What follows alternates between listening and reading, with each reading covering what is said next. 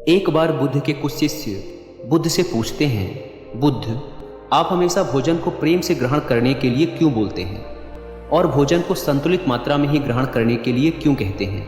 क्या अगर हम उस भोजन को प्रेम से ग्रहण नहीं करेंगे तो क्या वह भोजन नहीं रहेगा, या फिर अगर हम भोजन को ज़्यादा मात्रा में ग्रहण करेंगे तो क्या वह विष का कार्य करेगा?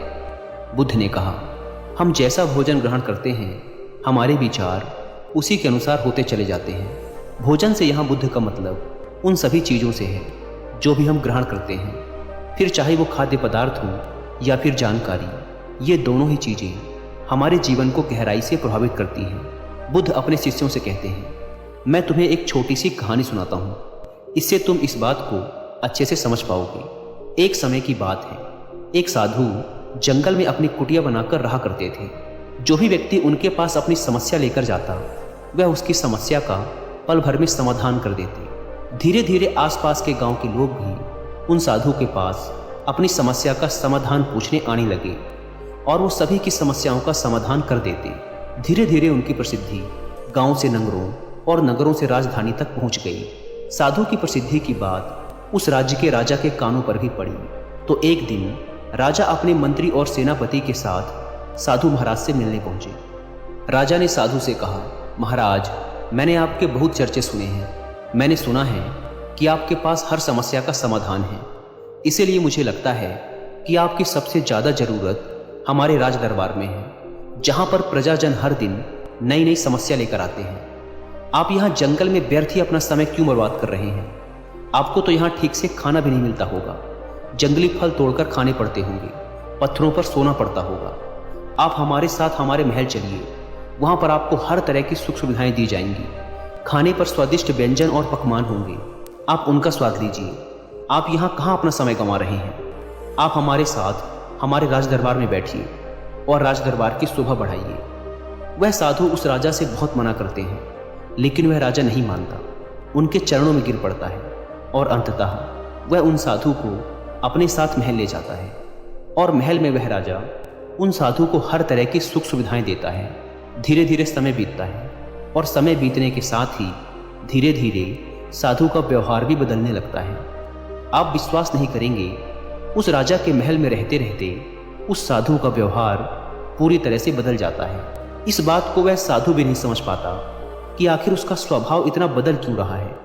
फिर एक दिन अचानक ही साधु मौका पाकर उस महल से भाग जाता है, लेकिन वह अपने साथ कुछ कीमती सामान लेकर भागता है, जिसमें रानी के हार, हीरे जवाहरात और कुछ कीमती मोहरें होती हैं। जब राजा को साधु की चोरी का पता चलता है तो वह अपने सिपाही उसके पीछे भेज देता है उसे पकड़ने के लिए।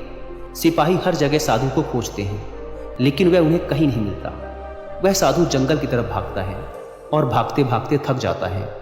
तब जंगल के बीचों बीच आकर एक पेड़ के नीचे बैठ जाता है। जैसे वह उस पेड़ के नीचे बैठता है, पेड़ से एक फल टूटकर साधु के पास गिरता है। साधु को बहुत जोरों की भूख भी लगी थी, इसीलिए वह उस फल को खा लेता है। वह फल एक औषधि होती है जो कि पेट में जाने के बाद उसे बीमार कर देती है। अगर बिना जरूरत के औषधि भी ली जाए तो वह भी शरीर को नुकसान पहुंचा सकती है।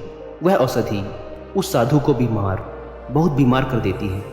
वह इतना बीमार हो जाता है कि उसकी मरने की हालत हो जाती है और उसका शरीर सूख कर एकदम एक लकड़ी के जैसा हो जाता है। अब उस साधु को विचार आता है कि आखिर मैं क्यों उस राजा के धन को लेकर भाग रहा हूँ। मैं तो एक संत था, ना जाने मुझे क्या हो गया कि मैं व्यर्थ में ही इस धन को लेकर भाग रहा हूँ।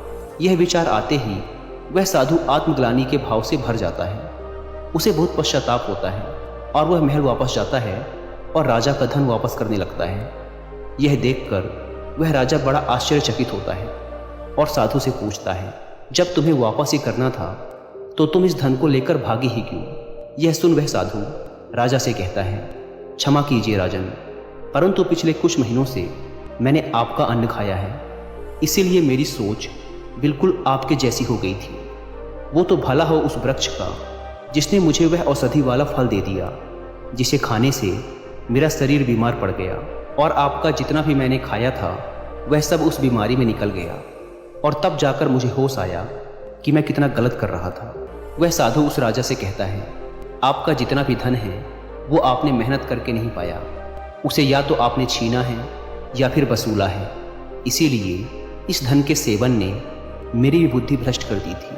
कहानी खत्म करने के बाद बुद्ध शिष्यों से कहते हैं, जो भी हम ग्रहण करते हैं वही हमारे भविष्य को निर्धारित करता है। इसीलिए मैं आप सबसे कहना चाहता हूँ कि कुछ भी ग्रहण करने से पहले इस चीज़ को जरूर देखें कि जिसे आप ग्रहण करने जा रहे हैं वह कहाँ से आता है। क्या यह पाप से आता है, क्रोध से आता है, ईर्ष्या से आता है या फिर प्रेम से आता है। क्योंकि जो भी आप अपने भीतर ग्रहण करते हैं, चाहे वह भोजन हो या फिर विचार, ये दोनों ही तय करते हैं कि आपका भविष्य कैसा होगा।